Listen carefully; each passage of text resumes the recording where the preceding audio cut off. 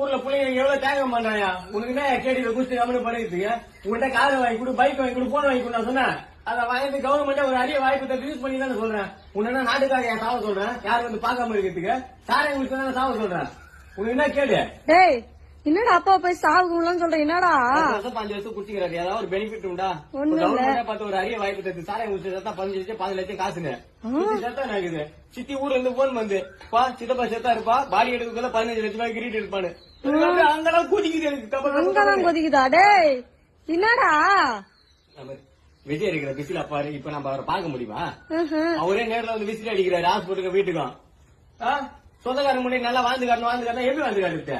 இவரும் சம்பாதிக்க மாட்டாரா? சம்பாதிக்க ஐடியா சொன்னாலும் கேட்க மாட்டாராம். ஏய் நீ நல்லா காசு பண்ண சம்பாதிக்க என் புருஷன் சாவாடா கட்சுது. அதை விடுமா, இவரு கொஞ்சம் கொஞ்சமா சரக்கு வச்சு சத்தாலும் சாப்பிடும், சாரம் எங்களுக்கு சாக மாட்டாரா அவரு? இது குடிச்சா தப்பு, அது குடிச்சா தப்பு இல்லையா? ஏய் தேவலத்தெல்லாம் பேசாதடா.